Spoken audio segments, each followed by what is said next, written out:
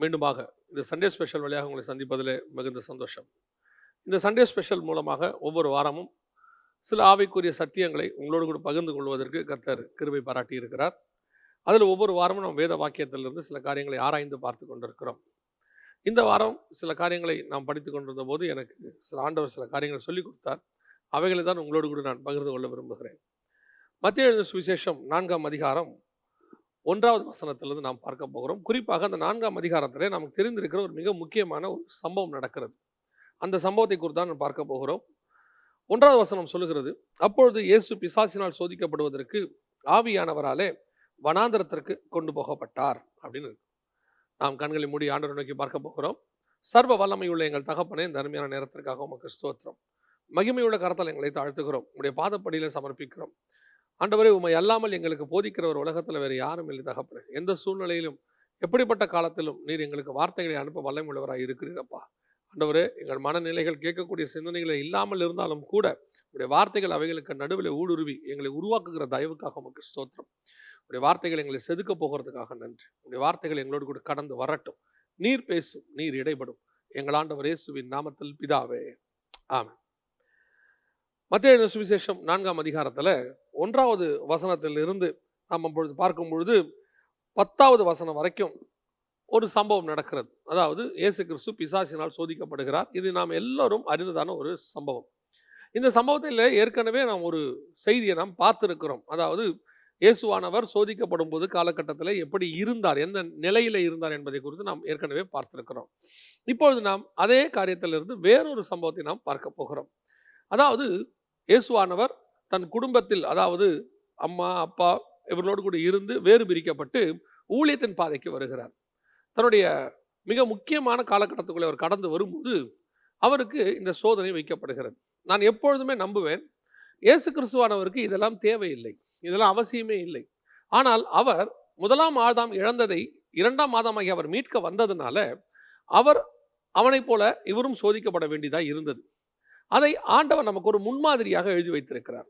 நாம் ஒவ்வொருத்தரும் இப்படிப்பட்ட காலகட்டங்களை கடந்து போக வேண்டி இருக்கிறது.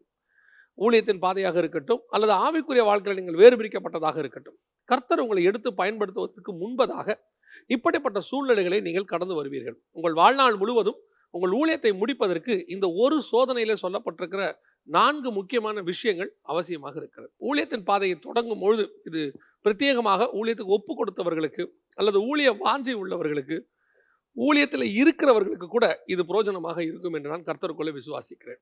இந்த பகுதியில் இயேசு கிறிஸ்துவானவர் பிசாசினால் சோதிக்கப்படுகிறார். சோதிக்கப்படும் போது அவருக்கு ஏற்படக்கூடியதான அனுபவங்கள், அந்த அனுபவங்கள் ஒவ்வொரு ஊழியக்காரனுக்கும், ஊழியத்தை ஒப்பு கொடுத்து ஆரம்பிக்கிற ஒவ்வொருத்தருக்கும் உண்டு. வாலிபர்கள் அநேகர் இன்னைக்கு ஊழியத்தின் பாதைக்கு வருகிறார்கள். அப்படி வரும்போது தங்களுக்கு சோதனைகளே இல்லை என்கிற போதனைகளோடு கூட அவர்கள் வருகிறார்கள்.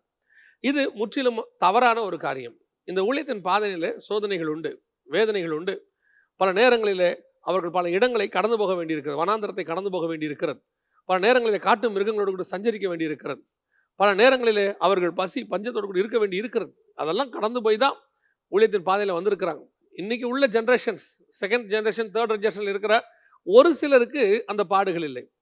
உண்மையிலேயே அப்படி 2nd ஜென்ரேஷனை கடந்து வரக்கூடிய ஒரு சிலர் எல்லாம் சத்தியத்தில் இதை ஒத்துக்கொள்ளுகிறார்கள். அநேகர் இதை ஒத்துக்கொள்கிறது இல்லை. ஏன்னா அவங்க இன்னைக்கு அவங்களுக்கு போட்டு விட்ட அஸ்திவாரத்தின் மேலே இருக்கிறபடினால பிரச்சனை கிடையாது, போராட்டம் கிடையாதுன்னு சொல்லி அந்த ப்ராஸ்பரிட்டி அப்படின்னு சொல்லக்கூடியதை எடுத்து வேகமாக பேசுகிறார். இதை பேசுகிற ஆளெல்லாம் யாரும் நீங்கள் பார்த்தீங்கன்னா பெரும்பாலும் 2nd ஜென்ரேஷன் 3rd ஜென்ரேஷன் ஆளாகத்தான் இருக்கும். 1st ஜென்ரேஷனில் அவங்களுடைய தகப்பனாரோ தாத்தாவோ மிகப்பெரிய அஸ்திவாரத்தை போட்டு விட்டு போயிருப்பார்கள். மேலே கட்டடத்தை கட்டுகிற இவர்கள் என்னமோ அந்த அஸ்திவாரத்தை போட்ட தகப்பனும் தாத்தாவுமா இருக்கிறவர்கள் அறிவில்லாமல் செய்துவிட்ட மாதிரி அவங்கெல்லாம் தெரியாமல் கஷ்டத்தை அனுபவிச்சுட்டாங்க, அதெல்லாம் அனுபவிக்க வேண்டிய அவசியமே இல்லை என்று சொல்லி அவர்கள் சொல்லுவார்கள். நான் அப்படிப்பட்டவர்களுக்கு நான் சில காரியங்களை சொல்றது உண்டு. நான் சொல்லுவேன், நீங்கள் புதிதாக ஒரு ஊழியத்தை ஆரம்பித்து பாருங்களேன், பயனீர் பண்ணி பாருங்க, அப்போ தெரியும் சோதனை இருக்கா இல்லையா, உபத்திரவம் இருக்கா இல்லையா, வேதனை இருக்கா இல்லையா, எல்லாம் தெரியும். அடுத்தவர் வீட்டுக்குள்ளே குடியேறுவது ரொம்ப ஈஸி, வீடை கட்டி குடியேறது ரொம்ப கஷ்டம். ஊழியத்தின் பாதையில் இயேசு கிறிஸ்துவானவர் நமக்கு சொல்லுகிறார், பிசாசினால் சோதிக்கப்படுவதற்கு சோதனைகள் உண்டு.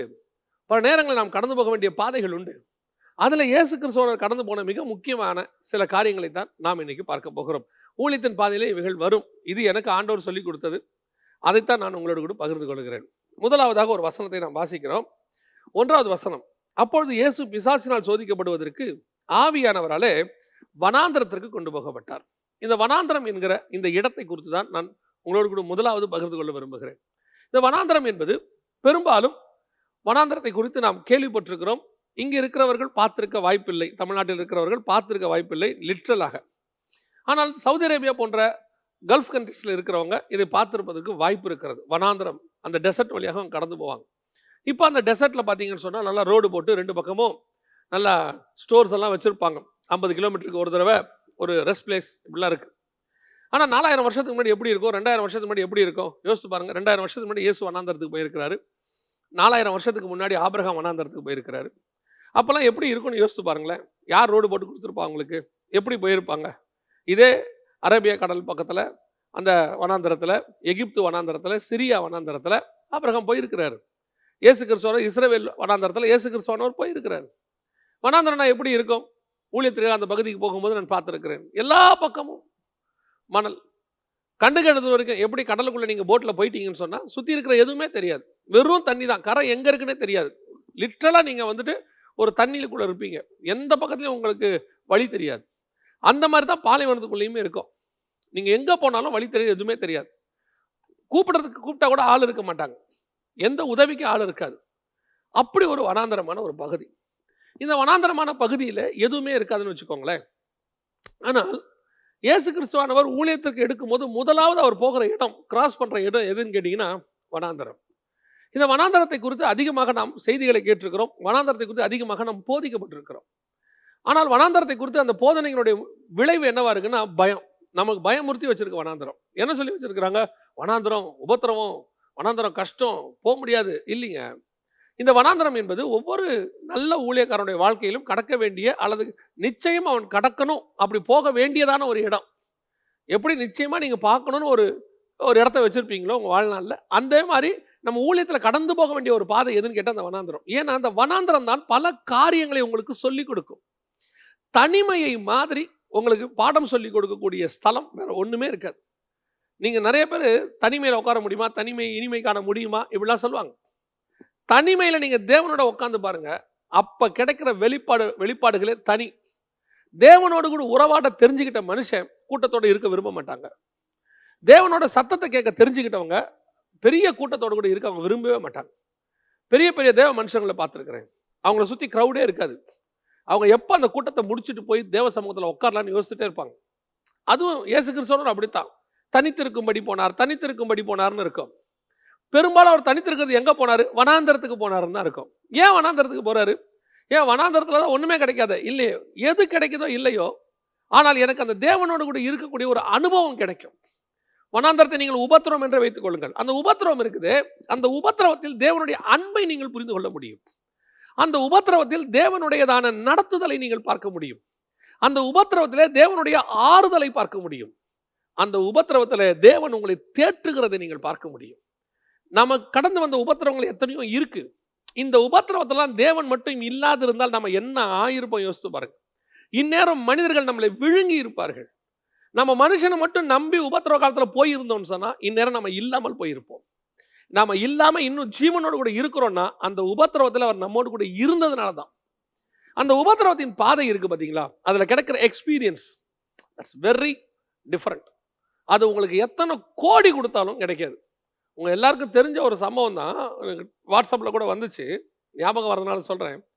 ஒரு பெரிய நகைக்கடை அதிபர் தனக்கு அப்புறம் தன் மகன் கையில் அதை ஒப்படைப்பதற்கு முன்பதாக தன் மகனை 1 மாதம் அளவும் தெருக்களில் நடக்க விட்டாராம். ஒவ்வொரு கடையிலும் போய் நீ வேலை பார்க்கணும், ஒரு கடையில் 1 வாரம் தான் வேலை பார்க்கணும், அந்த இடத்துல தன் பேரை யூஸ் பண்ணக்கூடாது, இன்ஃப்ளூயன்ஸ் எதுவுமே யூஸ் பண்ணக்கூடாது, நீயா சம்பாதிக்கணும், நீயா சாப்பிடணும், அந்த 1 வாரத்தில் நீ 4 இடத்துல வேலை பார்க்கணும். அது எத்தனையோ மாதம் சொல்லியிருக்கிறார்.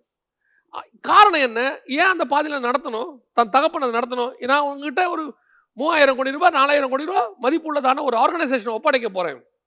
உனக்கு அதோடைய வேல்யூ தெரியணும், பணத்தோட வேல்யூ தெரியணும். பணத்தோட வேல்யூவை தெரியணும்னா பணக்காரங்க கூட இருந்தால் பணத்தோட வேல்யூ உனக்கு தெரியாது.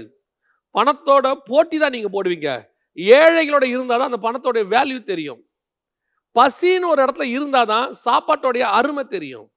வெயில்னு ஒரு இடத்துல இருந்தாதான் மரத்தினுடைய அருமை தெரியும். இந்த அருமையே தெரியாம கஷ்டத்தின் பாதையிலே வராம தகப்பன் சம்பாரிச்சு வச்ச ஸ்தலமோ தகப்பன் சம்பாரிச்சு வச்ச வீட்டுக்குள்ளேயே உட்காந்துக்கிட்டு நீங்க உபத்திரம் கிடையாது வேதனை கிடையாதுன்னு சொன்னா எப்படி? நல்லா யோசிச்சு பாருங்க. சர்வ வல்லமை உள்ள தேவன், இந்த பூமியை எல்லாவற்றையும் நல்லா கண்ட தேவன், தன்னுடைய குமாரனை கொண்டு போய் வனாந்தரத்தில் வைக்கிறாருன்னா சும்மா வைப்பாரா? உங்களை நடத்தி கொண்டிருக்கிற பாதை உபத்திரத்தின் பாதையாக இருக்கும். ஊழியத்தின் ஆரம்பத்தில் ஒவ்வொரு ஊழியக்காரனும் பட்ட கஷ்டம் என்னன்னு அந்த ஊழியக்காரர்கிட்ட கேளுங்க. இன்னைக்கு இருக்கிற ஊழியக்காரங்கிட்ட நான் சொல்லலை, இன்னைக்கும் ஊழியக்காரங்க கஷ்டப்படுறவங்க இருக்கிறாங்க. அந்த கஷ்டம் எதுக்காக? கஷ்டங்கிற வார்த்தையை நீங்க ரொம்ப கஷ்டமா பாக்குறீங்க. கஷ்டம் என்பது எதற்காக? ஒரு தாய் கஷ்டப்படுவது எதற்காக? பிரசவ வேதப்படுறது ஒரு சந்தோஷத்தை பெறுவதற்காக. அந்த கஷ்டமே வேண்டாம் அப்படின்னு சொல்லிட்டு இன்ஜெக்ஷன் போடுறாங்க, இப்பெல்லாம் ஆப்ரேஷன் பண்றாங்க. அதனால அவங்க என்ன நினைச்சுக்கிறாங்க? அந்த டெலிவரி பெயின் கிடையாது, நம்ம கிராஸ் பண்ணி வந்துட்டோம், எனக்குலாம் அந்த பெயினே கிடையாது. தெரியுமா உங்களுக்கு? அந்த டெலிவரி பெயின் அப்ப கிடைக்க வேண்டிய மிகப்பெரிய இம்யூனிட்டி பவரை நீங்கள் இழந்து விட்டீர்கள். கிடைக்க வேண்டிய பலன், அந்த எலும்புகள் வலுவடையுமா? அந்த வலுவடைய வேண்டிய எலும்புகள், அந்த பலனை நீங்கள் பெறாமல் போய்விட்டீர்கள். அந்த பிள்ளையை பெற்றெடுக்கும் போது உயிர் போய் உயிர் வருகிற அந்த வலி வரும்போது அவளுக்குள்ள ஒரு மனோ தைரியம் வரும், இதை பெற்றெடுக்க வேண்டும். அந்த மனோ தைரியத்தை நீங்கள் இழந்து போய் விட்டீர்கள். எத்தனை கோடி கொடுத்தாலும் அந்த எக்ஸ்பீரியன்ஸ் உங்களுக்கு கிடைக்காது பாருங்க. இன்ஜெக்ஷனை போட்டோம், குழந்தைய பெற்றோம், ஆப்ரேஷன் பண்ணோம், ஓ நாங்கள் நல்லா இருக்கோம், இன்ஜெக்ஷன் அப்படி ஆப்ரேஷன் பண்ணவங்க எத்தனை பேர் நீங்கள் முதுகு வலியோடு இருக்காங்க தெரியுமா? அந்த இன்ஜெக்ஷன் போட்ட இடத்துல. நான் குற்றமாக சொல்லவில்லை, நான் சொல்லுகிறது கூட நீங்கள் புரிந்து கொள்வேன் நினைக்கிறேன். அந்த வனாந்தரத்தின் பாதை உன்னை உருவாக்கும், அந்த கஷ்டம் உன்னை நிலைநிறுத்தும்.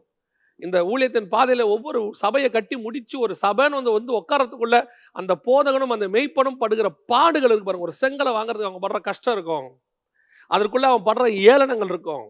கையில் பைபிளோட வந்திருப்பாரு, மனைவியை பிள்ளைகளை கையில் பிடிச்சிட்டு வந்திருப்பாரு. அதில் சொந்தக்காரங்கப்பட்ட பேசுகிற வார்த்தைகள், அவங்க பேசுகிற ஏளனமான வார்த்தைகள், சுற்றி இருக்கிறவங்க சொன்னப்பட்ட வார்த்தைகள், இதையெல்லாம் கேட்டுட்டு ஊழியம் பண்ணணும், பிரசங்கம் பண்ணணும். போகிற இடத்துல எதிர்ப்பு, அடி உத, இவைகளுக்கு நடுவில் எழும்பி நின்று ஒரு ஆலயத்தை 15 வருஷம் கழிச்சு அப்படி கட்டி முடிப்பாப்ல. அன்னைக்கு பார்க்குறவங்க சொல்லுவாங்க, அவருக்கு என்ன நல்லா இருக்கிறாரு, நல்லா பெரிய சர்ச்சை கட்டிட்டாரு. அந்த ஒவ்வொரு செங்கலுக்கு நடுவில் சிமெண்ட் இருக்கோ இல்லையோ அந்த ஊழியக்காரனுடைய ரத்தம் இருக்கிறது, அந்த வனாந்தரத்தின் பாதை இருக்கிறது, அவன் சிந்தனை கண்ணீர் இருக்கிறது. அதுதான் ஆலயமாய் உருவாகி நிற்கிது. இன்னைக்கு நிறைய பேர் நினைக்கிறாங்க இந்த வனாந்தரத்தின் பாதை ரொம்ப நல்லதுங்க, கர்த்தரோட கஷ்டத்தில் நடத்திட்டு இருக்கிறாங்களா, ஸ்தோத்திரம் பண்ணுங்க. உங்களுடைய உபத்திரவத்திலே பாடுகள் மத்தியிலே நான் பிரமாணங்களை கற்றுக்கொண்டேன் இருக்கிறது, நான் உபத்திரவப்பட்டது நல்லது. அப்படித்தான் வசனம் சொல்லுது. இந்த உபத்திரவத்தின் பாதையில உங்களுக்கு ஒரு சோதனை வரும். அந்த நேரத்தில் பிசாசு என்ன சொல்லுவான் தெரியுமா? உங்களை பார்த்து கல்லுகளை அப்பமாக்கி புடி. அதுதான் ரொம்ப கேர்ஃபுல்லாக இருக்கணும். அதாவது உங்களுக்கு ஆண்டவர் சில அதிகாரங்களை கொடுத்திருக்கிறார். அந்த அதிகாரங்களை மிஸ்யூஸ் பண்றதுக்கு பிசாசு சில காரியங்களை செய்வான். ஊழியக்காரங்கிட்ட ஒரு அத்தாரிட்டி இருக்கு, அந்த அத்தாரிட்டி மேல எந்த விதமான சந்தேகமும் கிடையாது. ஆனா அந்த ஊழியத்தின் பாதையில் அடிப்படையில் வரும்போது பார்த்தீங்கன்னா சாப்பாட்டுக்கே கஷ்டம் இருக்கும். அந்த சாப்பாட்டு கஷ்டம் இருக்கும், பிள்ளைகளுக்கு ஃபீஸ் கட்டுறது கஷ்டம் இருக்கும், ஒரு நல்ல காரியங்களை பார்த்தா வாங்க முடியாது, மனைவி கேட்டதை வாங்கி கொடுக்க முடியாது. ஒருத்தர்கிட்ட பேசிட்டு இருக்கும்போது அந்த போதகருடைய மனைவி பேசிகிட்டே இருக்கும்போது, வயசானவங்க, இப்போ அவங்களுக்கு ஒரு 60 வயசு இருக்கும், அவங்க அழுதுகிட்டே சொன்னாங்க, ஒரு சோடா கேட்டாங்களாம். அந்த பாஸ்டர்லாம் அன்றைக்கி சோடா வாங்கி கொடுக்க முடியல 40 வருஷத்துக்கு முன்னாடி. இன்னைக்கு பெரிய சபை இருக்குது, அவர் பார்க்குறவங்க சொல்கிறாங்க பெரிய சர்ச்சு, பெரிய பாஸ்டர். ஆனால் அவர் கடந்து வந்த பாதையில் ஒரு சோடா வாங்க முடியாத நிலை இருக்குது பார்த்தீங்களா? அந்த நேரத்தில் தாங்க பிசாசு உங்களை வந்து என்ன செய்வான் தெரியுமா? லூப் லைன் ஒன்று கொடுப்பான். என்ன சொல்லுவான்? அப்படி ஒரு சைடு வேலை, அப்படி ஒரு தாழ்ந்து போ, அப்படி அந்த அவங்களுக்கு ஏற்ற மாதிரி பேசு, உங்கள்கிட்ட தான் இருக்க, பணக்காரனுக்கு ஏற்ற மாதிரி பேசு. அந்த பணக்காரனை பார்த்தவொடனே கொஞ்சம் அப்படி. நிறைய ஊழியர்கள் அப்படிப்பட்டவர்கள் இருக்கிறார்கள். ஒரு எவாஞ்சலிஸ்ட் ஊழியத்துக்கு வர பாதையில் ஒரு பெரிய பணக்காரர் சொல்லி கொடுத்த ஒரு மிக முக்கியமான ஆலோசனை என்னன்னு கேட்டிங்கன்னா, நீங்கள் பணக்காரர் இடத்துல கொஞ்சம் அனுசரித்து போங்க. அப்படி அனுசரித்து நீங்கள் போனீங்கன்னு சொன்னால் அந்த பணக்காரர்கள் உங்களுடைய ஊழியங்களுக்கு ரொம்ப பிரயோஜனமாக இருப்பார்கள். ஆனால் யாக்கோபு புஸ்தகம் சொல்லுது, பணக்காரனை ஏழையும் கண்டா ஏழைக்கு அனுசரித்து போ. 2 பேருக்கும் சமநீதி தான். இங்கே பணக்காரனை பார்த்த உடனே நீ வேற மாதிரி மாறக்கூடாது. சில நேரங்களில் இந்த ஊழியத்தின் பாதையில் நம்ம வரும்போது கொஞ்சம் காசு உள்ளவங்க நம்மளை டாமினேட் பண்ண நினைப்பாங்க. கொஞ்சம் காசு இருந்தால் அல்லது சபைக்கு உதவி செய்ய வந்தால் அல்லது அந்த சபையில் அவங்க ஒரு மூப்பராக இருந்தா அவங்க டாமினேட் பண்ண நினைப்பாங்க. நான் சொல்றபடி செய்யுங்க பாஸ்டர். இங்கே தான் நீங்க கேர்ஃபுல்லாக இருக்கணும். இதுதான் பிசாசினுடைய தூதர்கள். கர்த்தர் அவர்களை அனுப்பி வைத்தது உங்களுக்கு உதவி செய்வதற்கு தானே ஒழிய உங்களை ஆளுகை செய்வதற்கு அல்ல. பல நேரங்களிலே ஊழியர்களும் அந்த இடத்துல தாழ்ந்து போகிறார்கள். அவங்க காசு கொடுக்குறாங்க, நல்லா தசமாங்காணிக்க கொடுக்குறவங்களா இருப்பாங்க, அதிகமாக தசமாங்காணிக்க கொடுக்குறவங்களா இருப்பாங்க. இன்னும் சொல்ல போனால் எவாஞ்சலிஸ்டுக்கு மாதம் மாதம் ஒரு பெரும் தொகையை கொடுக்குறவங்களா இருப்பாங்க. உடனே அவங்ககிட்ட அந்த மாதம் மாதம் கொடுக்க ஆரம்பித்து இவர் வாங்க ஆரம்பிச்சிட்டாருன்னா உடனே அவர் மேலே அவருக்கு அதிகாரம் வருது. ஒரு சவுண்டாக பேசுறது, ஒரு ஒரு அதிகார தோரணை. நல்லா தெரியணும், அந்த நேரத்தில் சொல்லணும், நான் நீ கொடுக்கிற சாப்பாட்டினால் பிழைக்கிறவன் அல்ல, நான் கர்த்தருடைய வார்த்தையிலே பிழைக்கிறவன், நான் தேவன் சொன்ன வாக்கு தத்தத்தின்படி பிழைக்கிறவன். கர்த்தர் என்னை நடத்துகிறார், கர்த்தருடைய வசனம் என்னை நடத்துகிறது. ஏன் தெரியுமா? உனக்கு அழைப்பு கொடுத்தவன் பணக்காரன் அல்ல, உனக்கு அழைப்பு கொடுத்தவன் உனக்கு உதவி செய்கிறவன் அல்ல, உனக்கு அழைப்பு கொடுத்தவன் உன்னை தாங்குகிறவன் அல்ல, உனக்கு அழைப்பு கொடுத்தது கர்த்தர், உன்னை உருவாக்கினது கர்த்தர்.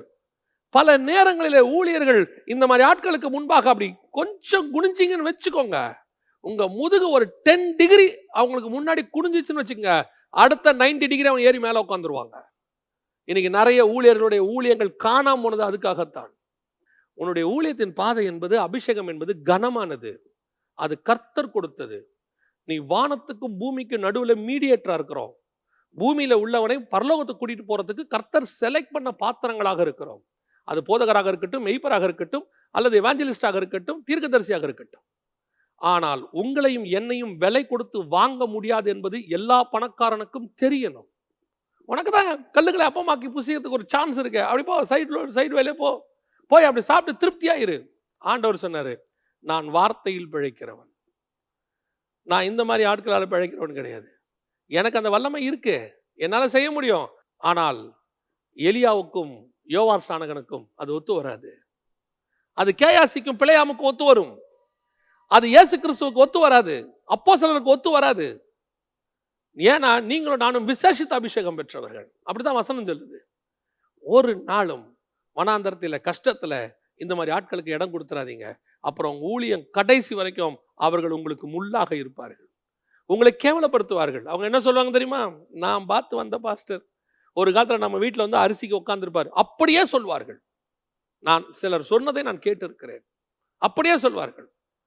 உனக்கு தேவையான அரிசி என்றால், உனக்கு கொடுக்க வேண்டும் என்று அவன் விரும்பினால் அவனை வந்து கொடுக்க சொல், அதுதான் உனக்கு இருக்கிற மரியாதை.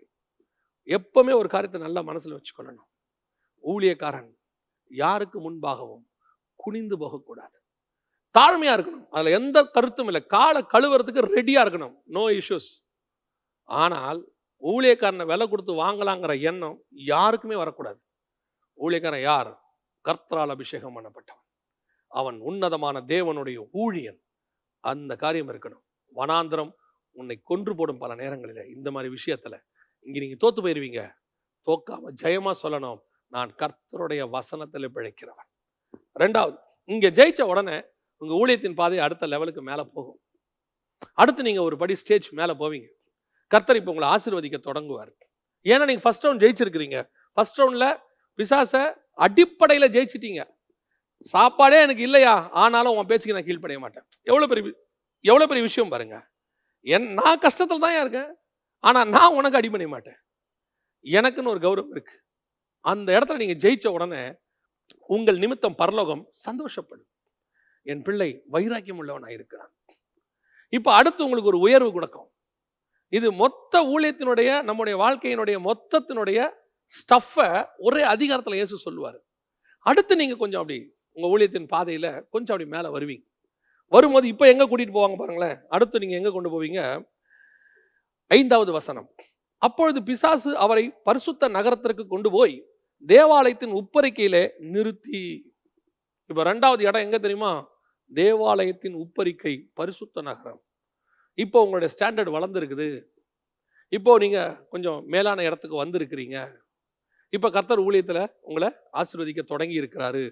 இப்போ ஒரு ஸ்டாண்டர்டா ஒரு நல்ல க்ரௌடு வருது. இப்போ எவாஞ்சலிஸ்டுக்கு ஸ்டாண்டர்டா நல்ல ஒரு மீட்டிங்ஸ் வருது. இப்போ தேவையான ஆஃபரிங்ஸ் கிடைக்குது. இப்போ ஜனங்க உங்களுக்கு நம்பி கொடுக்க ஆரம்பிக்கிறாங்க. Now your satisfied. இப்போ உங்களுக்கு அடிப்படை தேவை கிடையாது. சாப்பாட்டுக்கு பிரச்சனை இல்லை, பிள்ளைகளுக்கு ஃபீஸுக்கு பிரச்சனை இல்லை, போக்குவரத்துக்கு பிரச்சனை இல்லை, எல்லாம் ஆண்டவர் கொடுத்துருக்கிறாரு. நவ் யூ ஆர் ஓகே, உங்கள் லைஃப் நல்லா போயிட்டுருக்கு. இந்த இடத்துல 2வது சோதனை ஒன்று வரும். இப்போ நீங்கள் எங்கே நிற்க போறீங்க தெரியுமா?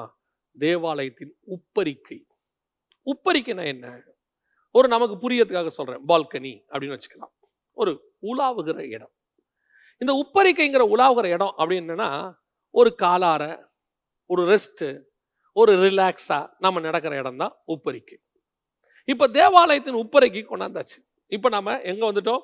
சர்ச்செல்லாம் கட்டி ஒரு உப்பரிக்கையில் இப்போ நம்ம ரெஸ்ட் எடுக்கிற இடத்துக்கு. ஒரு உதாரணத்துக்கு, ஒரு காலத்தில் நாம் ஆத்துமாக்களை பார்க்க போனோம். இப்போ நம்மை சந்திக்கிற நேரம்னு ஒன்று இருக்கும். எல்லாருக்கும் அப்படி வரும். நாம் ஒரு காலத்தில் ஆத்துமா கிடைக்காதா, மீட்டிங் கிடைக்காதா அப்படின்னு ஓடின காலம் ஒன்று இருக்கு. ஒரு காலம் என்ன வரும்? இப்போ டைம் இல்லை, டேட் இல்லை, இப்போ பார்க்க முடியாது, கொஞ்சம் பிஸியாக இருக்கிறோம். இந்த மாதிரி சிச்சுவேஷன் ஒன்று வரும். நான் சொல்கிறதெல்லாம் அடிப்படை உண்மை. அப்படிலாம் இல்லை அப்படிலாம் சொல்லுவாங்க. இது ப்ராக்டிக்கல். கொஞ்சம் ரிலாக்ஸ் ஆகிற சிச்சுவேஷன் ஒன்று வரும். நீங்கள் ரிலாக்ஸாக அப்படி ஓகே, ரைட், ஃபைன். அது எல்லாரும் கடந்து வருகிற பாதை தான். அப்படி வரும்போது இந்த உப்பரிகை இருக்குது பார்த்தீங்களா, இந்த இடம் வந்து ஒரு டேஞ்சரான இடம். ஊழியத்தினுடைய அடுத்த பாதையில் கொஞ்சம் நீங்கள் ரிலாக்ஸ்ன்னு ஆக தொடங்குறீங்களே, நீங்கள் ரிலாக்ஸ் ஆகக்கூடாது. அங்கே தான் ரொம்ப முக்கியம். ஏன்? இந்த உலாவுகிற உப்பரிகை இருக்குல்ல, இது மிக முக்கியமான வீழ்ச்சியின் இடம். வனாந்தரம் எப்படி ஒரு கஷ்டத்தின் இடமோ, வனாந்தரம் எப்படி ஒரு உபத்திரவத்துக்கான இடமோ, அதே மாதிரி உப்பரிக்கை என்பது வீழ்ச்சியின் இடம். இப்போ மனுஷனுக்கு நேரிடுகிற சோதனைகள் அப்படின்னு உலகத்தில் உண்டானவைகள் ஒரு 3 இருக்கு. பைபிள் அப்படிதான் யோவான்ல எழுதுது. 1 யோவான்ல இருக்கு. வசனம் சொல்லுது, கண்களின் இச்சையும் ஜீவனத்தின் பெருமையும் மாம்சத்தின் இச்சையும் உலகத்தில் உண்டானவைகள் அப்படின்னு இருக்கு. நீ ஏன் இந்த வசனத்தை இங்க சொல்ற அப்படின்னு கேட்டீங்கன்னு சொன்னா, இந்த உப்பரிக்கையில உலாவும் போது இந்த 3 பாவமும் வரும். உலகத்தில் உண்டான 3 பாவம். உதாரணமாக நேபுகாத் நேச்சார் 4ஆம் அதிகாரம் தானியேல் புஸ்தகம். நேபுகாத் நேச்சார் உப்பரிக்கையில் உலாவும் போதுதான் அவனுக்கு ஜீவனத்தின் பெருமை வந்தது. நான் கட்டிய மகா பாபிலோன். தாவீது உப்பரிக்கையின் உலாவும் போதுதான் கண்களின் இச்சை வந்தது. என்னது? பத்சேபால் குடிக்கிறது.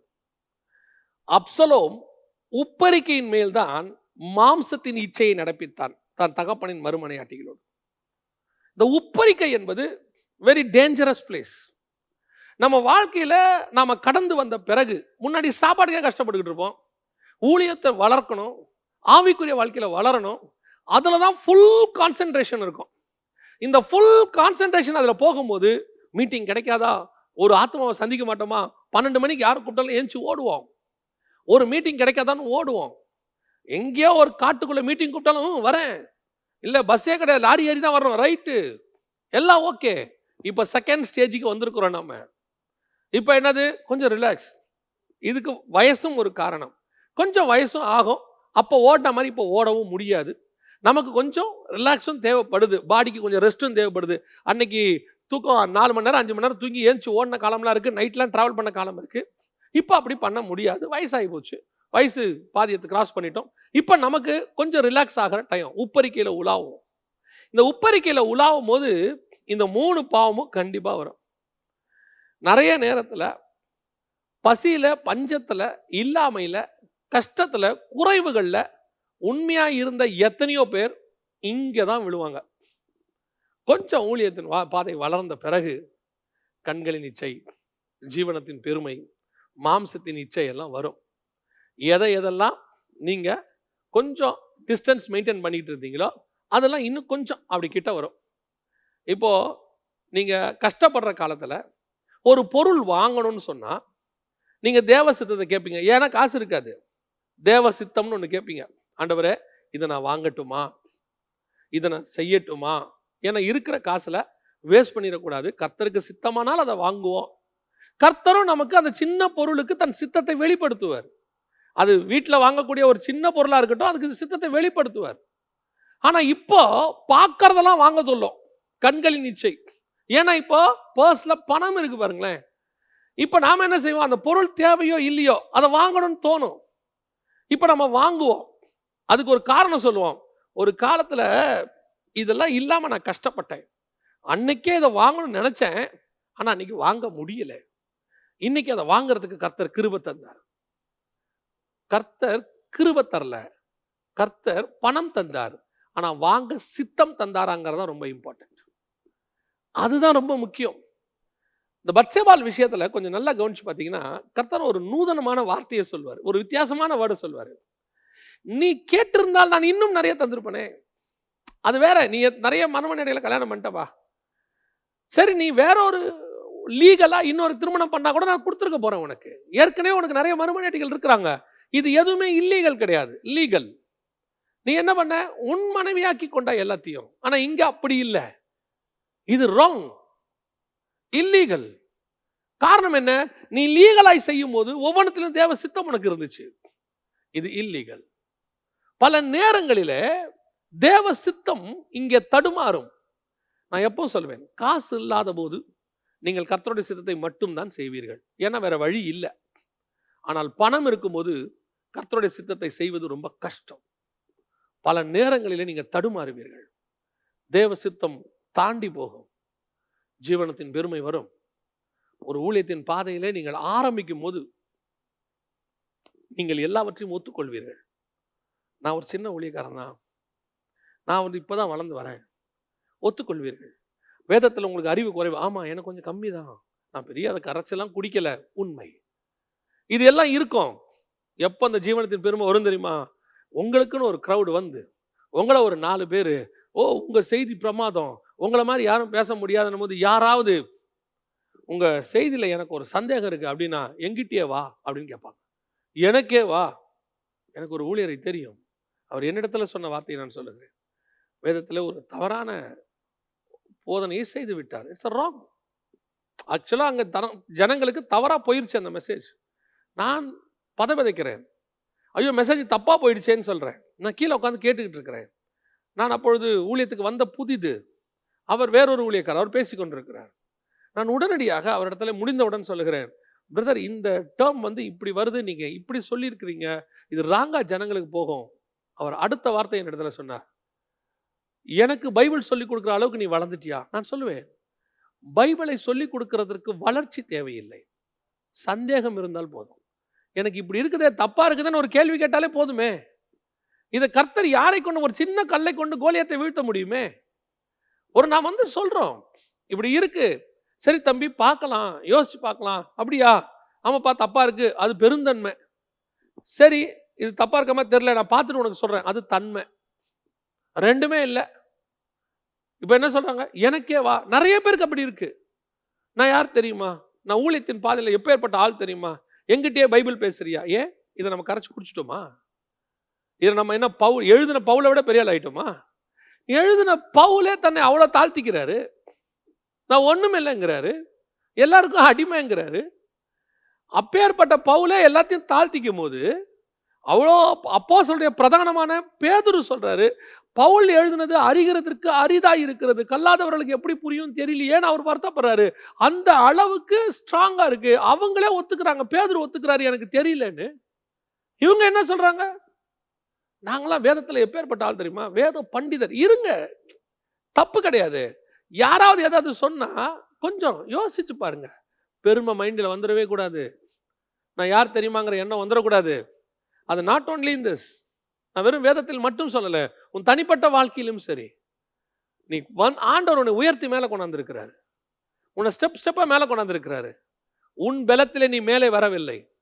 நல்லா தெரிஞ்சுக்கணும், உன்னை விட பலவான்கள், உன்னை விட ஞானவான்கள், உன்னை விட படித்தவர்கள், உன்னை விட தகுதி வாய்ந்தவர்களுக்கு கிடைக்காத இடத்தை கர்த்தர் உனக்கு தந்திருக்கிறார் என்று சொன்னால் அது கர்த்தர் உன்மேல் வைத்த கிருபை. நான் யார் தெரியுமான்ற எண்ணம் வந்துச்சு, தொலைஞ்சோம். நிறைய பேருக்கு அப்படி ஒரு எண்ணங்கள் இருக்கு. இன்னைக்கும் ஊழியத்தின் பாதையிலும் இருக்கு, ஆவிக்குரிய வாழ்க்கையிலும் இருக்கு. கொஞ்சம் படிப்பு படிச்சுட்டு கொஞ்சம் மேலே ஒரு நல்ல கிளாஸ் எல்லாம் எடுத்து கொஞ்சம் பேர் நல்லா பாடம் எடுக்கிறீங்கன்னு சொல்லிட்டாங்கன்னா உடனே அவங்களுக்கு 2 கொம்பு முளைச்சிருது. கொஞ்சம் நல்லா மியூசிக் வாசித்து நல்லா வாசிக்கிறீங்க, உங்க வாசிப்புல ஒரு அனாயிண்டிங் இருக்கு அப்படின்னு சொன்னா, யாராவது வந்து உங்க கீபோர்டில் நீங்க வாசிக்கிற மிஸ்டேக்னா எனக்கே மிஸ்டேக்கா? ஏன் மிஸ்டேக் வராதா? நாமளும் மனுஷன் தானே. தவறு வருவதற்கு வாய்ப்பு இருக்குது. இன்னைக்கும் என் பிரசங்கத்தில் சில தவறுகள் இருக்கிறது. சிலர் சுட்டி காட்டுகிறார்கள், சிலர் அனுப்புகிறார்கள். நான் அவர்களை கோவைப்பட்டதே கிடையாது. அவர்கள் என்னை திருத்துகிறார்கள். நான் எப்போதும் சொல்லுவேன், இந்த வேரத்தை நான் கரைத்து குடித்தவனால அல்ல. நான் ஒரு பைபிள் காலேஜில் முடிச்ச ஸ்டூடெண்ட் எல்லாம் கிடையாது. எனக்கு அளந்த அளவின்படி எனக்கு கொடுக்கப்பட்ட கிருபையினாலே நான் இங்கே நிற்கிறேன், அவ்வளோதான். நான் எப்பவும் சொல்லுவேன், என்கிட்ட வந்துட்டு பல விஷயங்களுக்கு நோட்ஸ் கிடையாது. நிறைய விஷயத்துக்கு நோட்ஸ் கேட்பாங்க, என்கிட்ட இருக்கு. பல விஷயங்களுக்கு நோட்ஸ் கிடையாது. அதை நான் வேண்டும் என்று தான் நோட்ஸ் வைக்காம இருக்கிறேன். காரணம் தெரியுமா? ஒவ்வொரு முறையும் நான் கர்த்தரை டிபெண்ட் பண்ணுகிறேன். என்ன அளவுக்கு சொல்ல, இது எனக்கு பொருந்தும், எல்லாருக்கும் பொருந்தும் நான் சொல்லலை. நான் கர்த்தரை டிபெண்ட் பண்ணணும். ஒவ்வொரு முறையும் நிற்கும் போது நான் ஏற்கனவே எழுதுனதை பார்க்கும்போது எனக்கு ஒரு கான்ஃபிடென்ட் வருதா, பிரசங்கம் பண்ணிடலான்னு. அப்படி ஒரு நிலை எனக்கு வரக்கூடாது. ஒவ்வொரு முறையும் கர்த்தாவே நீ பேசணும்னு கேட்கும் போது தான் எனக்கு ஏதோ ஆண்டவர் சொல்லி கொடுக்குறாரு. அப்படி நான் விரும்புகிறேன். இன்னைக்கு நிறைய பேர் தங்களுக்குள்ள ஒரு பெருமையான எண்ணங்கள் வருது. வரவே கூடாது. உப்பரிக்கையில் உலாவுறது ரொம்ப டேஞ்சர். நீ கொஞ்சம் ரிலாக்ஸ் ஆகிற, ஒரு ஸ்டெப்பு மேலே போகிற, ஊழியம் வளருது, ஆவிக்குரிய வாழ்க்கை வளருது, ஒரு 10 பேர் உன்னை புகழ தொடங்குறாங்கன்னா வெரி கேர்ஃபுல், வெரி கேர்ஃபுல். கீழே குதிக்க சொல்லுவான் பிசாசு. உன்னை கீழே தள்ளுறதுக்கு ரெடியாக இருக்கிறான்னு அர்த்தம்.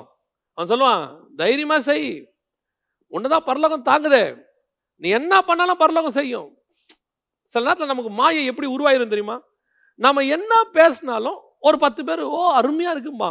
அப்போ நம்ம நினச்சிப்போம் நம்ம பேசுறதெல்லாம் பரலோகம் தான் செய்யுது. தைரியமாக ஜெபம் பண்ணாம, பைபிள் வாசிக்காம அப்படியே வந்து நிற்கிறது. ஏன்? நம்ம பிரசங்கம் தான் ஆஹா ஓஹான்றதுக்கு 10 பேர் இருக்காங்களே. நம்ம பாடினாதான் கூட பாடுறதுக்கு போகிற 1000 பேர் இருக்கானே.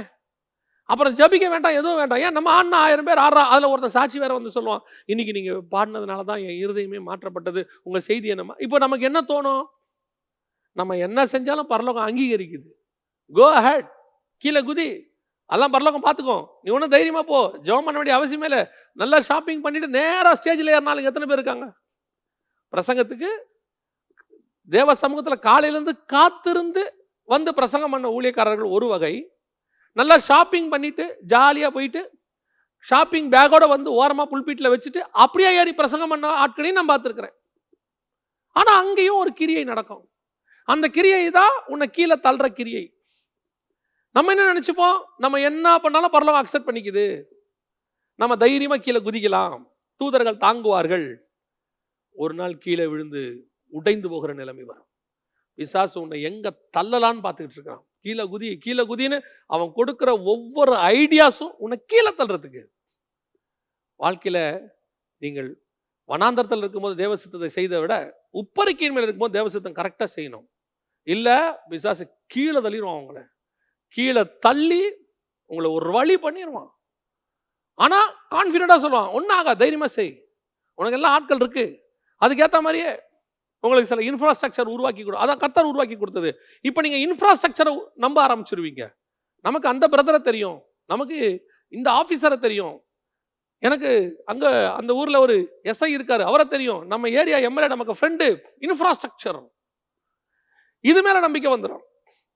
இப்போ கீழே குதிக்க தைரியமாயிரும். என்ன செஞ்சாலும் என்ன, இப்போ என்ன பண்ண, இப்போ அதான் நமக்கு தெரிஞ்சவர் தான் எம்எல்ஏவாக இருக்காரு, கீழே குதிக்கிறோம். கேர்ஃபுல். உனக்கு எம்எல்ஏ தெரியுது, எம்பி தெரியுது, வார்டு மெம்பரை தெரியுது, எஸ்ஐயை தெரியுது, ஆடிட்டரை தெரியுது, பெரிய பெரிய ஆளை தெரியுது. இதெல்லாம் தேவையே இல்லை. கர்த்தரை தெரிஞ்சா போதும், மிச்சம் எல்லாம் தானாக வரும். மனுஷர் தயவை கர்த்தர் உண்டாக்குவார். நீங்கள் யாரையும் தேடி போக வேண்டாம், அவங்க வருவாங்க. அந்த கான்ஃபிடென்ட், நான் தேவ சித்தத்தோடு செய்கிறேன், எனக்கு பயமே கிடையாது. அந்த இடத்துக்கு நீங்கள் வந்துடணும்.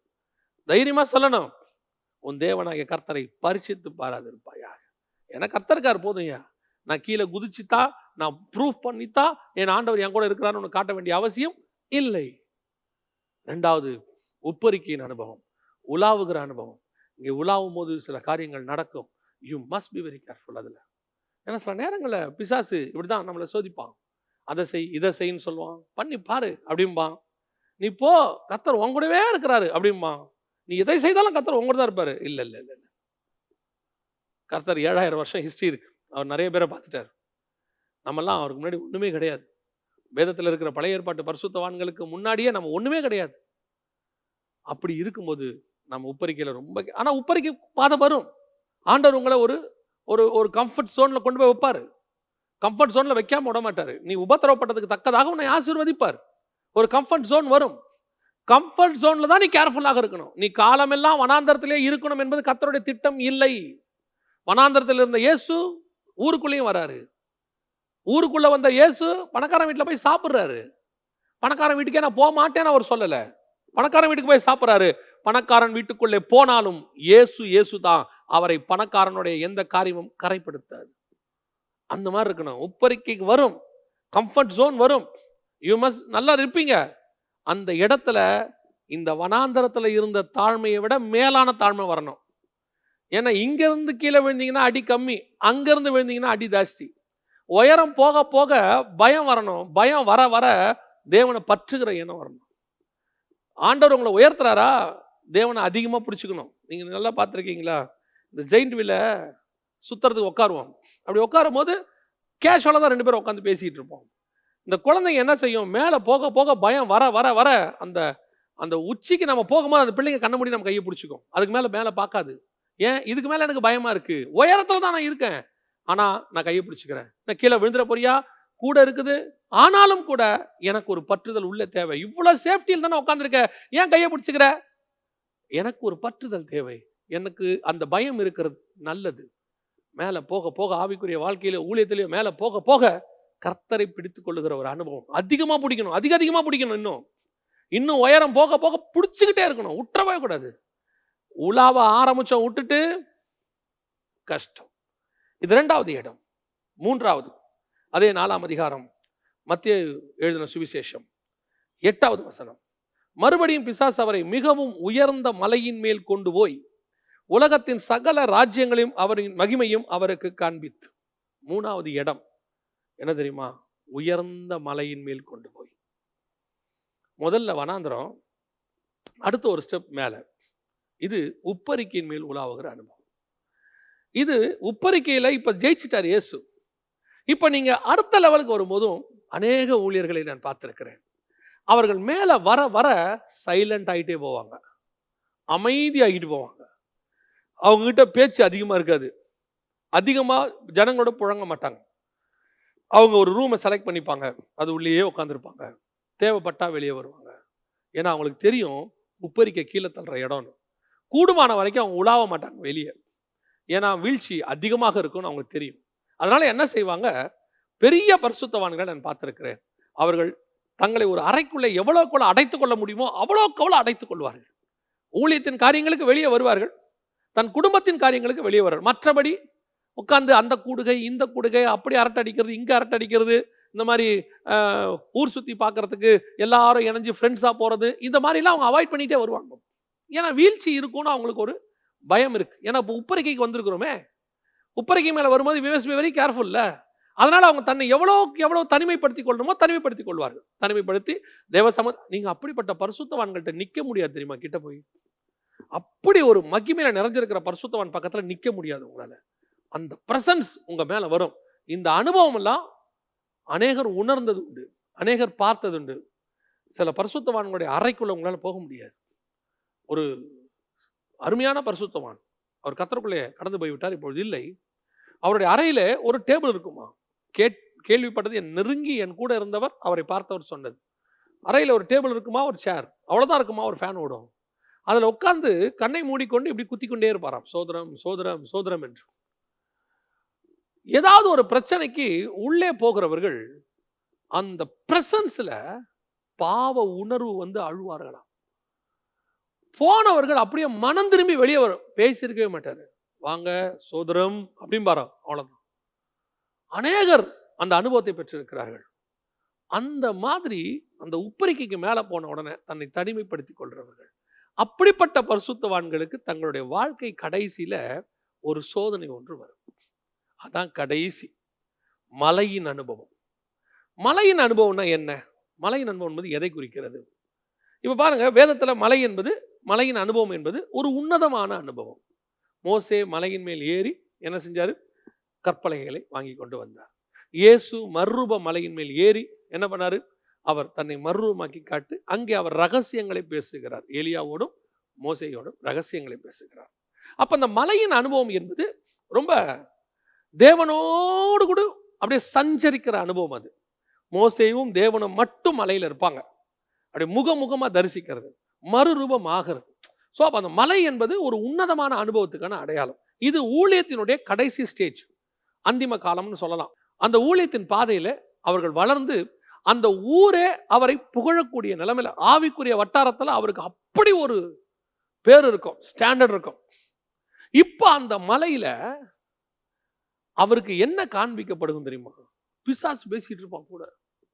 இப்போ யோசித்து பாருங்களேன், மலை மேல உட்காந்து இயேசு மேல இருக்கிறாருன்னா, வெறும் மோசே மட்டும் மலை மேல வந்து பேச மாட்டான், வெறும் எலியா மட்டும் வந்து பேச மாட்டான்.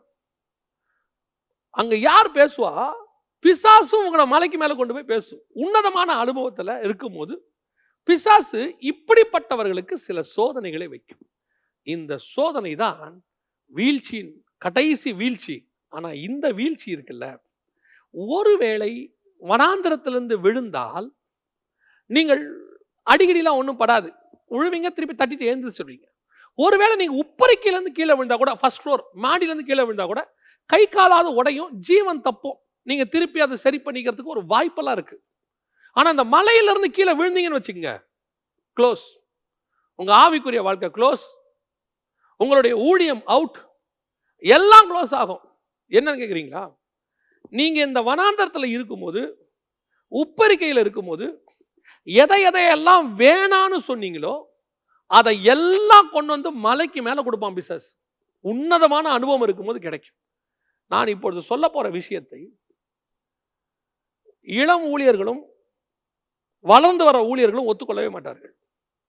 ஆனால் முதிர் வயதில் உட்கார்ந்திருக்கிற ஊழியர்கள் ஒருவேளை இதை கவனித்தால் அவர்கள் நிச்சயம் நான் சொல்லுகிற காரியத்தை ஒத்துக்கொள்வார்கள். எனக்கு ஆண்டவர் வெளிப்படுத்தினதை ஒரு சிலர் இடத்துல கன்சல்ட் பண்ணி உறுதிப்படுத்தி தான் நான் உங்கள்கிட்ட பேசுறேன். ஒரு ஊழியத்தின் பாதையில உச்சத்துக்கு நீங்கள் வரும்போது, உங்கள் வயதான காலத்துல நல்ல ஊழிய அனுபவம் வந்து நிற்கும் போது, எதையெல்லாம் நீங்க கீழே வேணான்னு சொன்னீங்களோ அதை அத்தனையும் மேல கொண்டு வந்து கொடுப்பான். அத்தனையும் மேல வரும், சும்மா வரும், சாதாரணமா கிடைக்கும். நீங்கள் இங்க ஊழியத்தை ஆரம்பிக்கும் போது அல்லது கொஞ்சம் வளர்ந்து வரும்போது உங்களுக்கு பட்டம் பதவிகளை கொடுக்கும்போது நீங்க சொல்லுவீங்க, எதுவுமே தேவையில்லை, விடுங்க, நான் ஒரு பாஸ்டரா இருந்துட்டு போறேன், நான் வெறும் பிரதரா இருந்துட்டு போறேன், எனக்கு கொடுத்த அழைப்புல கடைசி வரைக்கும் நான் நின்றுட்டு போறேன், விடுங்க அப்படிம்போம். ஆனா நீங்க மேல உட்கார்ந்துருக்கும் போது பிசாசு ஆள் அனுப்புவான். நீங்க எந்த பட்டத்தை வேணானீங்களோ அந்த பட்டத்தோட வந்து ஆள் நிற்கும். ஆனா நிக்கிற ஆளு உங்களை வாங்க வைக்காம விடாது. அப்படிப்பட்டதான ஒரு ஆட்கள் வருவாங்க. இங்க விட்டத அங்க பிடிக்க வைப்பான் உங்களை, அங்க சொல்லுவான். இப்ப எதை இங்க நீங்க வேணானீங்களோ அதை அங்க விரும்ப வைப்பான். உங்களை என்ன சொல்லுவானா, உங்க ஊழிய அனுபவத்துக்கு, உங்களுடைய எக்ஸ்பீரியன்ஸுக்கு இந்த ஊர்லயே இந்த பட்டத்துக்குரியவங்க யாருமே கிடையாது, இந்த பதவி உங்களுக்கு தான் பொருந்தும், யார் யாரோ வாங்குறாங்க, நீங்க வாங்கணும், உங்களுக்கே என்ன அடுத்த தோணும், அப்ப நம்ம தான் அதுக்கு தகுதியான ஆள் போல அப்படின்னு தோணி உங்களை வாங்க வைப்பாங்க. நீங்க ஃபர்ஸ்ட் ஆரம்பத்தில் இதெல்லாம் நமக்கு வேணாங்க அப்படிம்பீங்க.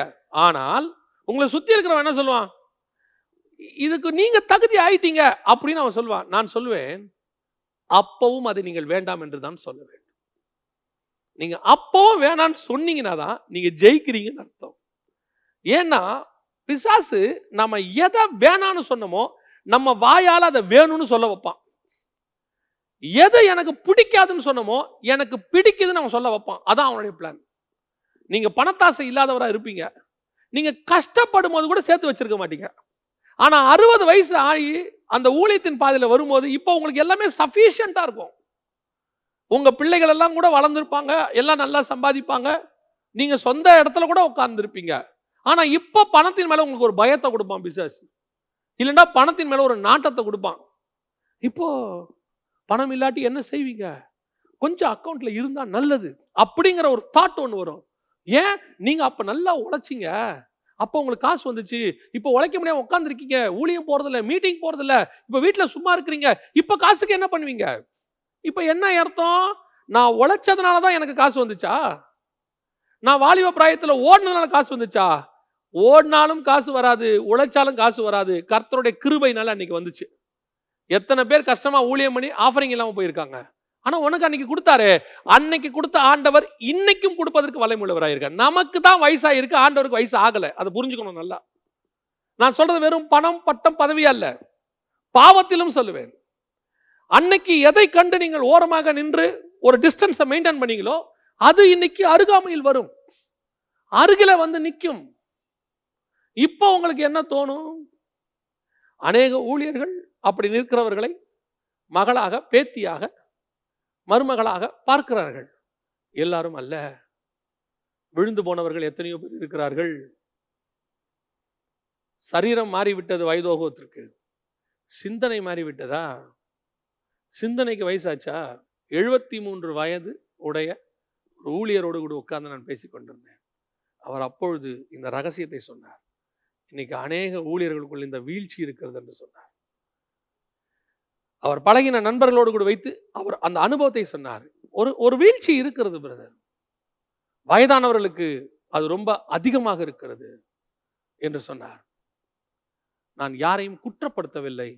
we want to be very careful என்று சொல்லுகிறேன். இந்த ஊழியத்தின் பாதையினுடைய கடைசி உலகம் நம்மளை எப்படி பார்க்கும் தெரியுமா?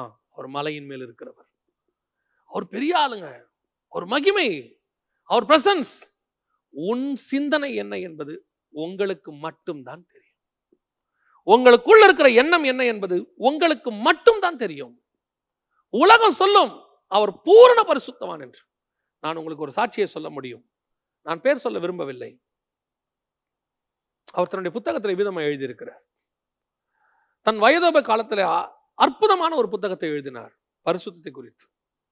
அந்த புஸ்தகத்தை அவர் பரிசுத்தத்தை குறித்து எழுதும் போது அவர் சொல்லுகிறார், நான் பரிசுத்தத்தை குறித்து எழுதி கொண்டிருக்கும் பொழுதே என் ஆபீஸ்ல உள்ள ஒரு பெண்ணோடு கூட நான் தவறான நிலையில இருந்தேன் என்று எழுதுகிறார்.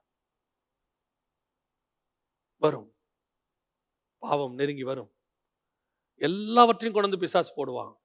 அந்த 60 வருஷத்துல நீங்க எந்தெந்த பாவத்தெல்லாம் வேணாம் வேணாம் வேணாம் தட்டி விட்டீங்களோ அத்தனை பாவத்தையும் பிசாசு கொண்டாடுவான்.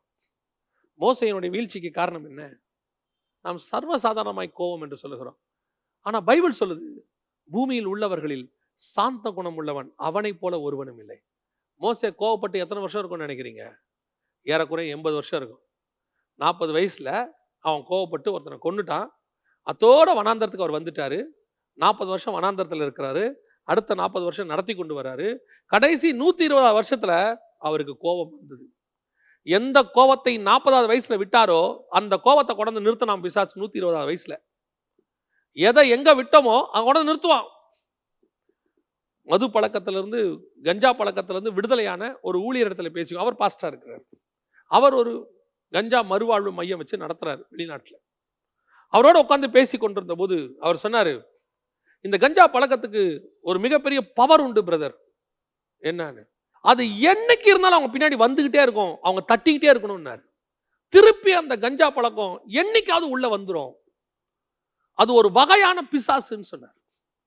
இது அவர் சொன்னது, எனக்கு தெரியாது. அவர் சொன்னாரு, அது அப்படியே பின்னாடி வந்துகிட்டே இருக்கும், இவங்க விரட்டிக்கிட்டே இருக்கணும். என்னைக்காவது விரட்டுறதை விட்டு கொஞ்சம் அதை பார்க்க தொடங்கினாங்க, உள்ள வந்துடும். நீ விட்டு விட்டு வந்த பாவத்தை குறித்து எச்சரிக்கையா இருங்க. அது உங்க ஊழியத்தில் நீங்க வேகமா ஓடும் போது உங்களுக்கு ஒன்றும் தெரியாது, அதை பத்தி நீங்க கவலைப்பட மாட்டீங்க. கொஞ்சம் ரிலாக்ஸா இருக்கும் போது கூட தெரியாது. மற்ற நேரத்தில் உங்களுடைய மற்ற வேலைகளை நீங்க ரொம்ப பிஸியா இருப்பீங்க. ஆனா இப்போ எல்லா கடமையும் முடிச்சுட்டு நீங்க அப்படி ஈஸி சேர்ல உட்காந்து சாஞ்சு இருக்கும் போது நீங்கள் 100% நல்லவர்கள். நான் குற்றம் போடவில்லை. 190% பரிசுத்தவான்கள். ஒரு 10% பேருக்கு அந்த எண்ணம் உள்ளே வரும், அந்த தாட்ஸ் உள்ளே வரும். பழைய பாவங்கள் இன்னும் இருக்கும். அதை கடந்து போய் அதையும் நீங்க கிராஸ் பண்ணணும் பாருங்க. தைரியமா சொல்லணும், அப்பாலே போ சாத்தானே. அவனை ஜெயிக்கிறதுக்கு ஒரே வழிதான் இருக்கு. நீ தேவனாகிய கர்த்தர் ஒருவரை ஆராதனை பண்ணிக்கிட்டே இருக்கணும். உங்களுக்கும் தேவனுக்குமான தொடர்பு இருந்துகிட்டே இருக்கணும். எப்போ கொஞ்சம் அப்படி உட்கார்ந்து மற்றதை யோசிக்க நினைச்சீங்களோ உள்ள வந்துடும் எல்லாம். உங்களுக்கும் தேவனுக்கும் கேப் வரவே கூடாது. வயசான காலத்துல அந்த கேப் வரவே கூடாது. அதான் ரொம்ப முக்கியம். 300 வருஷம் தேவனோட சஞ்சரித்து இருந்த யோனுக்கு 300வது வருஷமும் சஞ்சரித்தனால தான் கர்த்தர் தூக்கிட்டு போனார். ஃபர்ஸ்ட் 100 வருஷம் சஞ்சரிச்சுட்டு அடுத்த 200 வருஷம் அவர் சஞ்சரிக்காம இருந்திருந்தாருன்னா போயிருக்க முடியாது. முதல் 100 வருஷத்தை விட அடுத்த 100 வருஷம் இன்னும் சஞ்சரிக்கணும். அடுத்த 100 வருஷத்தை விட கடைசி 100 வருஷம் இன்னும் அதிகமாய் சஞ்சரிக்கணும். எந்த அளவுக்கு? எடுத்துக்கொள்ளப்படுகிற அளவுக்கு சஞ்சரிக்கணும். அப்ப வயசு ஆக ஆக தேவனோட சஞ்சரிக்கிறது கூடிட்டே போகணும். ஆவிக்குரிய வாழ்க்கை வளர வளர தேவனோட சஞ்சரிக்கிறது கூடிட்டே போகணும். அப்படி ஒரு எக்ஸ்பீரியன்ஸ் நீங்கள் வரும்போது, தேவனை ஆராதித்துக் கொண்டே இருக்கும் பொழுது மற்ற எதுவும் உங்ககிட்ட வராது. எல்லாத்தையும் உதறி தள்ளுவீங்க. ஐயா, நீங்க தான் அந்த பட்டத்துக்குரியவர், அப்பாலே போ சாத்தானே. ஐயா, இந்த ஊர்லயே இந்த பதவிக்கு நீங்க தான் தகுதியான ஆளு, அப்பாலே போ சாத்தானே. ஐயா, இந்த இடத்துல உங்களை மட்டும்தான் நாங்க பாக்குறோம், உங்களை கனப்படுத்த விரும்புறோம், உங்க தலையில கிரீடம் வைக்க விரும்புறோம், உங்களுக்கு ஒரு பொன்னாடை போத்த விரும்புறோம், பெரிய ஸ்டேஜுக்கு வர அப்பாலே போ சாத்தானே. சொல்லிட்டே இருக்கணும், கடைசி வரைக்கும் சொல்லணும், விரட்டணும். கர்த்தருக்கு முன்பாக முடிவு பரியந்தம் ஓடி முடித்து சுழல் காற்றில ஏறி மேல போன எலியா மாதிரி போனோம். என்னை எதுவும் நிறுத்தாது, என்னை எதுவும் அசைக்காது. நான் உன்னதமான தேவனுடைய ஊழியக்காரன். வனாந்திரமும் என்னை ஜெயிக்காது, உப்பரிக்கையும் என்னை ஜெயிக்காது, மலையும் என்னை ஜெயிக்காது. என்னை ஜெயித்தவர் ஒருவர் இருக்கிறார். அவர் பலத்தினாலே உம்மாலே நான் ஒரு மதிலை தாண்டுவேன், உம்மாலே ஒரு சேனைக்குள் பாய்வேன். விசுவாசத்தை துவக்கினவர் முடிக்கவும் வல்லமை உள்ளவராக இருக்கிறார். நம்ம ஜெபம் ஆரம்ப காலத்தை விட முடிவு காலத்துல நிறைய இருக்கணும். ஓட்டம் ஓடி முடிக்கும் போது தாங்க அந்த ஓட்டப்பந்தயக்காரன் இன்னும் ஆக்டிவா மாறிடுவான். எப்படிப்பட்ட மரத்தான் ஓடுறவங்க கூட சோர்ந்து போனா கூட அந்த முடிவு வரும்போது ஒரு வேகம் ஒன்று வரும். ரன்னிங் ரேஸ் ஓடுறவங்களா இருக்கட்டும், யாரா வேணா இருக்கட்டும். ஏன் ஒரு கேம் முடியும் போது, கிரிக்கெட்டை பாருங்க, கேம் முடியும் போது பாருங்க, ஒரு வேகம் ஒன்று வரும். அந்த மாதிரி நம்முடைய ஆவிக்குரிய வாழ்க்கையினுடைய முடிவு வரும்போது ஒரு வேகம் வரணும், ஒரு உத்வேகம் வரணும். இத்தனை வருஷம் நான் ஓடிட்டேன், இப்ப மிஸ் பண்ணிடக்கூடாது. சில நேரங்களிலே ரிட்டையர் ஆகிறவங்கள என்ன பண்ணுவாங்க, சில சில போஸ்டிங்கில் மட்டும் அது நடக்கும். நீங்கள் கேள்விப்பட்டிருப்பீங்க. ரிட்டையர் ஆகிறவங்க என்ன பண்ணுவாங்க, ஒரு வாரத்துக்கு முன்னாடியே வீட்டுக்கு அனுப்பிடுவாங்க. ஒரு வாரத்துக்கு முன்னாடியே வீட்டுக்கு அனுப்பிட்டு அவங்க ரிட்டையர் ஆன அன்னைக்கு வந்து சைன் மட்டும் பண்ணிட்டு அந்த ரிட்டையர்மெண்ட் விழாவில் கலந்துட்டு போக சொல்லுவாங்க. சில டிபார்ட்மெண்ட்ல மட்டும். காரணம் என்ன தெரியுமா? அந்த ஒரு வாரத்தில் அவங்க 58 வருஷம் ஓடி இருக்கிறாங்க. அந்த ஒரு வாரத்தில் ஏதாவது பிளாக் மார்க் ஆகி அவங்க தப்பு நடந்து அவங்களுடைய 58 வருஷம் கேரியரும் வீணாய் போயிடக்கூடாதுன்னு சொல்லிட்டு அவங்க என்ன செய்வாங்கன்னு கேட்டிங்கன்னா, அவங்கள அப்படியே பொத்தி பாதுகாத்து, நீங்கள் வீட்டிலே இருங்க சார், 1 வீக், நோ இஷ்யூஸ், நாங்கள் பார்த்துக்குறோம் எல்லாம், நீங்கள் ஃபேர்வெல் டே அன்னைக்கு வந்தால் போதும். அன்னைக்கு அவங்கள கௌரவப்படுத்திய காரணம் என்னன்னா, 58 வருஷம் ஓடின ஆளு இந்த ஒரு வாரத்தில் எதுலேயும் சிக்கிடக்கூடாது, ஓடிடக்கூடாது, விழுந்துடக்கூடாது, அவர் நல்லபடியாக போகணும். ஒரு உலக பிரகாரமாக வேலை பார்க்கிறவர்களுக்கே அவர் மேல் அவளை அக்கறை இருக்குமானால், சர்வ வல்லமை உள்ள தேவனுக்கு நம்ம மேல எவ்வளவு அக்கறை இருக்கணும். அந்த கடைசி சோதனையில ரொம்ப கேர்ஃபுல்லா இருக்கணும்.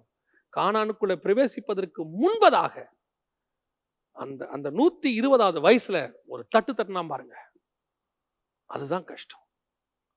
நாம் அந்த மாதிரி கடைசி ஃபைனல் எபிசோட் எப்பவுமே பக்காவா செய்யணும். என்னுடைய முடிவு காலத்தில் ஆண்டவரே, என்னுடைய ஆவி, ஆத்மா, சரீரம், என் சிந்தனை, பேச்சு, பார்வை, செய்கை, நடக்கை எல்லாம் உங்க கூட தான்ப்பா இருக்கணும். கடைசி நிமிஷத்துல பிசாசு என்னை தட்டிடக்கூடாதுப்பா. 60 வருஷம் 70 வருஷம் ஓடணுன்னா இந்த ஒரு நாள் ஒரு நிமிஷத்துல அதை நான் இழந்துடக்கூடாது ஆண்டவரே.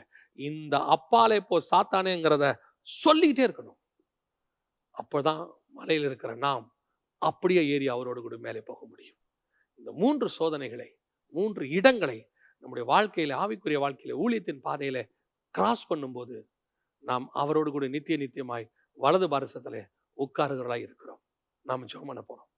சர்வ வல்லமையுள்ள எங்கள் தகப்பனே, அருமையான நேரத்திற்காக உமக்கு ஸ்தோத்திரம். தேவனாகிய கர்த்தர் தந்த வார்த்தைகளுக்காக நன்றி தகப்பனே. நாங்களும் இந்த ஓட்டத்தில் இருக்கிறோம்ப்பா, கேட்கிறவங்களும் இந்த ஓட்டத்தில் இருக்கிறாங்க ஆண்டவரே. நாங்கள் எங்கள் பலத்தினால ஓடல அப்பா, எங்கள் ஓட்டத்தை துவக்கனரும் முடிக்கவும் நீர் வல்லமை உள்ளவராய் இருக்கிறீர் ஆண்டவரே. நாங்கள் முடிவு பரியந்தம் ஓடி முடிக்க எங்களுக்கு கிருபை பாராட்டுங்க அப்பா. ஆண்டவரே, எங்கள் பலத்தில் நாங்கள் கேட்கல, உங்கள் பலத்தில் நாங்கள் கேட்குறோம். தேவ ஆவியானவரே, முடிவு பரியந்தம் ஓடி முடிக்க கிருபை பாராட்டும். ஒருவேளை வனாந்தரத்தின் பாதையில் இருக்கிறவர்களுக்கு, உப்பரிக்கையின் மேல் நடக்கிற அனுபவத்தில் இருக்கிறவர்களுக்கு ஒவ்வொருத்தருக்காய் நான் ஜெபிக்கிறேன். மலையின் மேல் இருக்கிற எங்களுடைய முற்பிதாக்களுக்கு, எங்களுக்கு முன்பாக ஓடின பரிசுத்தவான்களுக்காய் நான் ஜெபிக்கிறேன். அவர்களும் இந்த ஓட்டத்தை நல்லபடியாய் ஓடி முடித்து மேகம் போல திரளான சாட்சிகளாய் மாறி நாங்கள் இன்னும் அவர்களை குறித்தும் வரப்போகிற சந்ததிக்கு சாட்சி சொல்லத்தக்கதாய் எங்களுக்கு முன்பாக நிற்கட்டும் ஆண்டவரே. ஆசீர்வதியும், வழி நடத்தும். இயேசுவின் நாமத்தில் பிதாவே, ஆமென்.